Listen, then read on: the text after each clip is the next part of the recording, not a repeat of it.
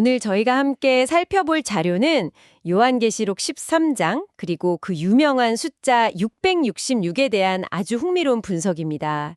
많은 분들이 아마 이 숫자를 들으면 뭐랄까 영화 속 악마나 아니면 좀 불길한 징조, 바코드, 베리칩 같은 그런 음모론들을 떠올리실 텐데요. 근데 이번 탐구는 그런 흔한 오해들을 좀 넘어서 성경 본문이 원래 어떤 의미였는지, 특히 당시 사람들에게 어떤 메시지를 주려고 했는지 깊이 파헤쳐 보는 게 목표입니다. 당신이 미처 몰랐을 수도 있는 사실들, 두려움과는 좀 다른 이야기에 집중해 볼까 합니다. 자, 준비되셨나요? 네, 666이라는 숫자가 종종 그냥 막연한 두려움의 대상이 되곤 하죠. 하지만 자료들을 보면 그 역사적 배경이나 성경적 해석의 맥락을 이해하면 전혀 다른 시각을 가질 수 있다고 말합니다. 핵심은 두려움이 아니라 오히려 희망의 메시지를 발견하는 데 초점을 맞추고 있다는 거죠. 666 하면 보통 공포를 떠올리게 되는데 요한계시록의 본래 목적은 그게 아니었다는 거군요. 오히려 희망이라니 좀 의외인데요. 맞습니다. 이게 사실 두려움이 아니라 희망을 주기 위해 기록된 거예요. 당시 로마 제국의 그 극심한 박해 아래에 있던 초기 기독교인들에게 쓰인 글이거든요. 유대교 공동체에서도 이단으로 몰려서 추방당하고 로마로부터는 무신론자다, 반사회적 집단이다 이렇게 오해받아서 막 핍박받던 그런 상황이었죠.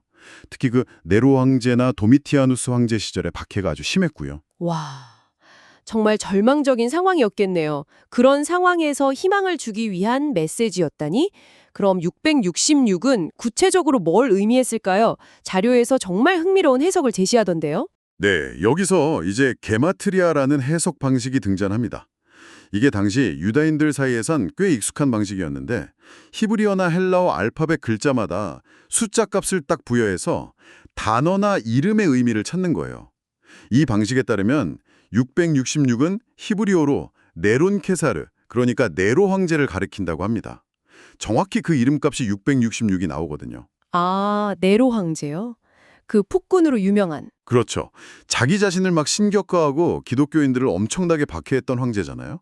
그러니까 666은 1차적으로는 그 로마 제국의 폭력적이고 신격화된 권력, 바로 그 황제 숭배를 상징했던 겁니다. 근데 거기서 더 나아가는 의미도 있어요.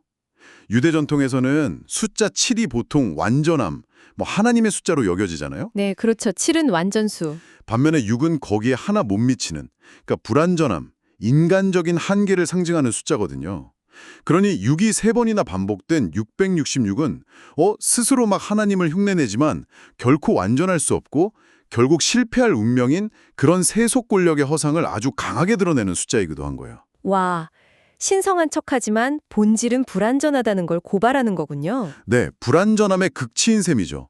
이게 바로 박해받던 사람들에게는 저들의 힘이 전부가 아니다, 영원하지 않다는 희망의 메시지가 될 수 있었던 거고요. 그래서 단순히 미래의 어떤 특정 인물이나 기술을 지침하는 게 아니었군요. 당시 기독교인들을 억압했던 그 로마의 권력, 더 나아가서는 시대를 초월해서 나타나는 그런 불의하고 억압적인 힘 자체를 상징한다는 거네요. 정확합니다.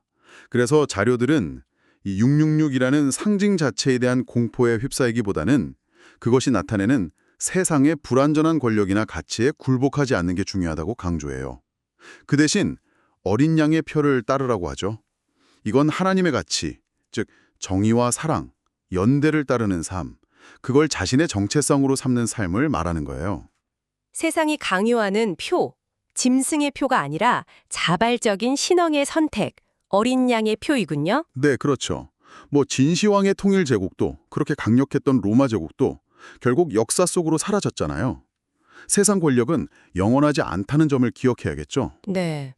그런데 왜 이런 음모론들이 계속해서 생겨나는 걸까요? 요즘에도 베리칩이니 뭐니 하면서 이야기가 많잖아요. 자료에서는 두려움이라는 감정이 때로는 특정 세력에 의해 이용될 수 있다고 지적합니다. 과거 반유대주의와 결합했던 일루미나티 음모론 같은 것처럼요. 사회적으로 혼란하거나 불안감이 클 때 이걸 특정 집단에 대한 혐오로 돌리려는 시도가 있다는 거죠. 일종의 희생양 만들기랄까요? 불안감을 이용하는 거군요.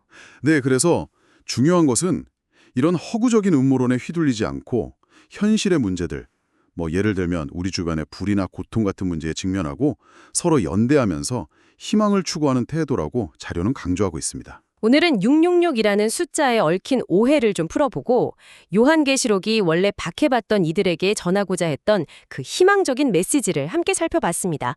막연한 두려움 너머의 의미를 발견하는 그런 시간이 되셨기를 바랍니다. 그 불완전하고 억압적인 힘, 즉 666으로 상징되는 것들을 두려워하기보다 영원한 가치와 희망을 붙드는 것, 바로 사랑과 정의 그리고 고통받는 이들과 연대하는 삶, 즉 어린 양의 표를 따르는 것이죠.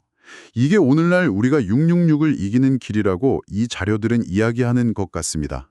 오늘 나눈 이야기를 바탕으로 당신이 스스로 더 깊이 생각해 볼 만한 질문을 하나 남겨드립니다.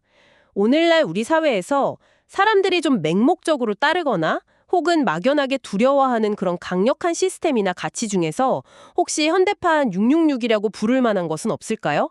이 질문에 대해 잠시 고민해 보시는 건 어떨까요?